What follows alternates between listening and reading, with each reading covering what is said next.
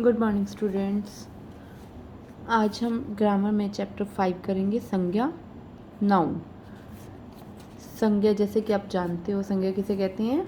जो शब्द हमें किसी व्यक्ति, वस्तु और स्थान के बारे में बताते हैं उनको हम संज्ञा कहते हैं। चलिए देखते हैं, जुड़िए और समझिए। जैसे यहाँ पर आपको फिलिंग द ब्लैंक्स कुछ दिए हुए हैं, इसमें आपको फिल करना है। मेरा नाम डैश है, आप अपना नाम लिख सकते हो। मैं डैश में रहती हूँ या रहता हूँ, मैं पिहोवा शहर में रहता हूँ।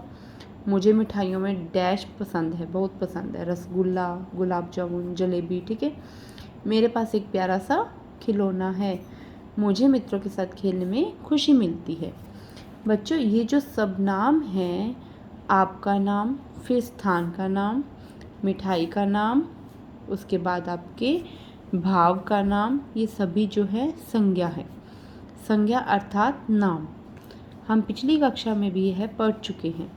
सभी नाम अलग अलग होते हैं, सब अलग अलग स्थानों पर रहते हैं, सबकी पसंद अलग होती है। अब देखिए, आपके क्लास में ही आप कितने बच्चे होते हो, सबके नाम भी अलग होते हैं और सब लोग एक ही जगह से तो नहीं आते हैं ना। सब लोगों का घर अलग अलग स्थानों पर होता है और सबके अपना अपना टेस्ट होता है, सबकी अपनी अपनी चॉइस होती है, पसंद होती है। ठीक है। तो किसी को खेलने में खुशी मिलती है और किसी को हरियाली पसंद है, यानी कि किसी को ग्रीनरी पसंद है, नेचर पसंद है, और किसी को प्ले करके अच्छा लगता है। उदासी किसी को भी पसंद नहीं है, उदासी किसी को पसंद नहीं होती है। नाम अनेक प्रकार के होते हैं। अब देखिए, जो नाम हैं वो अनेक तरह के होते हैं। प्राणियों के नाम, वस्तुओं के नाम, स्थानों के नाम, भावों के नाम। भाव यानी आपके थॉट्स। ठीक है। एक्सप्रेशंस। प्राणियों के नाम, सचिन, पायल, माता पिता, घोड़ा, शेर, बाघ, हाथी, मछली आदि। वस्तुओं के नाम, पिंजरा, मूंगफली, कंगन, मिठाई आदि। स्थानों के नाम, घर, उपवन, उपवन मतलब बाग बगीचा, डाकघर, मेहरौली, मेहरौली जगह का नाम है। भावों के नाम, आपके एक्सप्रेशंस। ठीक है। आपको गर्मी फील हो रही है, खुशी है, बुढ़ापा है, मित्रता है आदि।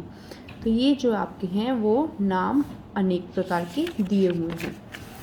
अब परिभाषा में क्या कहता है कि संज्ञा किसे कहते हैं? जैसे मैंने आपको अभी बताया, किसी व्यक्ति, प्राणी, वस्तु, स्थान या भाव के नाम को, भाव यानी आपके जो एक्सप्रेशंस हैं, आपकी जो फीलिंग्स हैं, उनके नामों को आप संज्ञा कहते हैं। संज्ञा को आप डिवाइडेशन कितने भागों में की हुई है? संज्ञा के भेद होते हैं 3। संज्ञा, व्यक्तिवाचक संज्ञा, जातिवाचक संज्ञा, भाववाचक संज्ञा।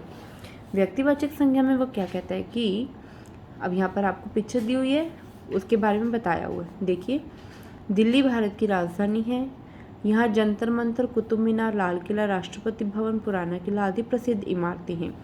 यानी कि दिल्ली के अंदर जो जो इमारतें हैं, प्रसिद्ध इमारतें हैं, उनके बारे में बता दिया। राष्ट्रपति श्री रामनाथ कोविंद तथा प्रधानमंत्री श्री नरेंद्र मोदी भी यहीं रहते हैं। कहाँ रहते हैं? दिल्ली में रहते हैं। उपरयुक्त वाक्यों में रंगीन छपे शब्द विशेष व्यक्ति। अब देखिए, संज्ञा तो था, जो शब्द किसी व्यक्ति, वस्तु या स्थान के बारे में बताते हैं उसको संज्ञा कहती हैं।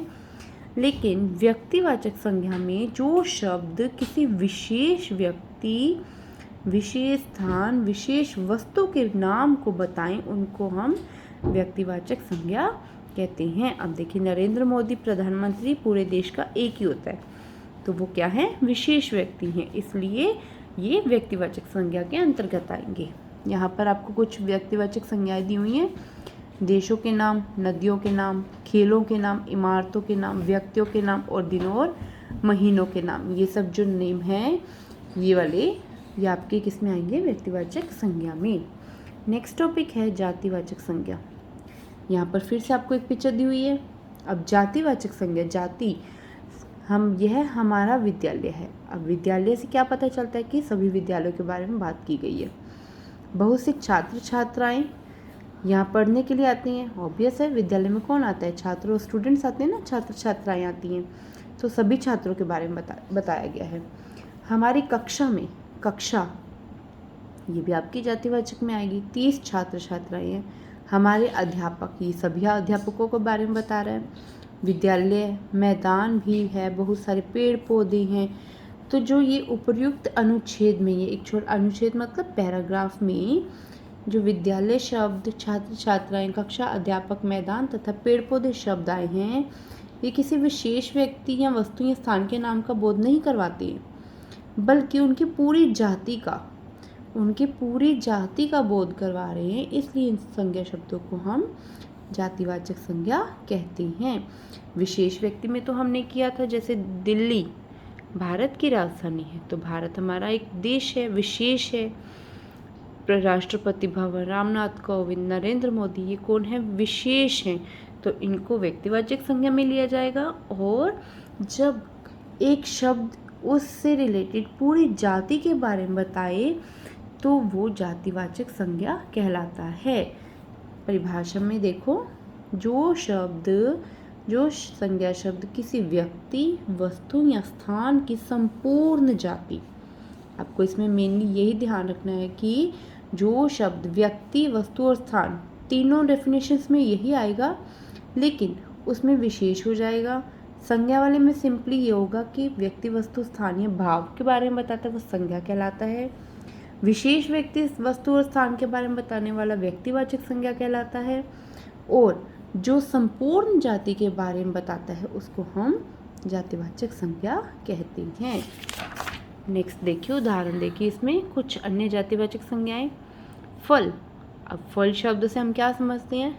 सभी फल आ जाते हैं इसमें, ठीक है। सब्जी, पेड़, आदमी, आदमियों में सभी आदमी जेंट्स काउंट होंगे। बच्चा, मोर, गाय, देश, ऐसे पशु पक्षी, माता पिता। तो नोट, समूहवाचक संज्ञा और द्रव्यवाचक संज्ञा, संज्ञा के दो अन्य भेद भी हैं, ये जातिवाचक संज्ञा के अंतर्गत आते हैं। आपके पास नेक्स्ट क्लास में आपके पास आएगा कि जातिवाचक के अंतर्गत दो और भेद जो आते हैं उनके नाम हैं समूहवाचक और द्रव्यवाचक। यह अभी आपको इस टॉपिक के बारे में विस्तार से नहीं दिया गया है, जस्ट इनको हेडलाइन दी गई है कि हाँ ये वाले दो आपके भेद जातिवाचक संज्ञा के अंतर्गत आएंगे। भाववाचक संज्ञा, थर्ड लास्ट हमारा पॉइंट है भाववाचक संज्ञा। बचपन में सभी शरारत करते हैं। माँ अपने शरारती बच्चों से स्नेह करती, स्नेह मतलब प्रेम करती है, स्नेह प्रेम करना। वह उन्हें अच्छी आदतें सिखाती है। बुराई से बचना, मेहनत करना, भलाई करना, यानी कि किसी की हेल्प करनी, भला कार्य करना। इन वाक्यों में जो ये बचपन, शरारत, स्नेह, आदत, बुराई, मेहनत तथा भलाई शब्द भावों के नाम है, ये आपके एक्सप्रेशंस हैं। इनको हम देख नहीं सकते हैं, ये सिर्फ हम फील कर सकते हैं, ठीक है। हम इन्हें छू नहीं सकते हैं, केवल अनुभव कर सकते हैं। अनुभव मतलब फील करना, एक्सपीरियंस लेना, ठीक है। ऐसे शब्दों को भाववाचक संज्ञा कहते हैं। जैसे अब बुराई है, बुराई को हम छू सकते हैं? नो, ये सिर्फ हमें पता चलता है कि हाँ ये वाला गलत कार्य है, ये बुरा काम है, इससे बुराई फैल रही है, ठीक है।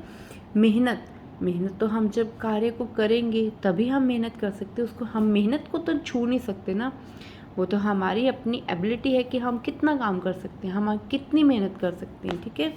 तो ये आपका आएगा भाववाचक संज्ञा में। हमें किसी पर क्रोध नहीं करना चाहिए। क्रोध मतलब गुस्सा। अब गुस्से को आप छू सकते हो? वो तो आपके अंदर से आता है ना, आपकी फीलिंग है। अगर आपको खुशी है तो आप हंस रहे हो, अगर आपको किसी से नाराज़गी है तो आप गुस्सा दिखाते हो, क्रोध दिखाते हो। आम की मिठास, आम की मिठास को फील किया जा सकता है। आप मिठास उस तरह से लोगे, जब आप आम खाओगे तब आपको पता चलेगा कि आम मीठा है या नहीं मीठा है। आम की मिठास सभी को भाती है, अच्छी लगती है। क्रोध और मिठास को हम केवल अनुभव महसूस कर सकते हैं। परिभाषा, जो संज्ञा शब्द किसी व्यक्ति, वस्तु या स्थान के गुण, दोष और अवस्था, सिचुएशंस तथा मन के भाव, हमारी जो हार्ट फीलिंग्स होती हैं उनका बोध करवाते हैं, उनको हम भाववाचक संज्ञा कहते हैं।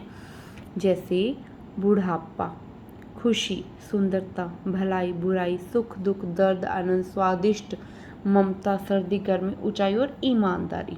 तो ये सब जो ऐसे वर्ड्स होंगे आपके, जिसमें आप एक्सप्रेशंस या फील कर सकते हो, जिसमें आप कुछ छू नहीं सकते हो, वो आपकी भाववाचक संज्ञाएं कहलाएंगी, ठीक है।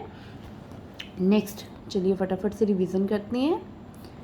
व्यक्ति, वस्तु या स्थान और भाव के नाम को संज्ञा कहते हैं। इसके तीन भेद होते हैं, व्यक्तिवाचक, जातिवाचक और भाववाचक। व्यक्तिवाचक संज्ञा से किसी विशेष व्यक्ति, वस्तु और स्थान के नाम का बोध होता है। जातिवाचक से व्यक्ति, वस्तु, स्थान की संपूर्ण जाति का बोध होता है। और भाववाचक से व्यक्ति, वस्तु, स्थान के गुण, दोष, अवस्था आदि का बोध होता है। आशा करती हूँ आप सबको लेसन समझ आ गया होगा। Thank you.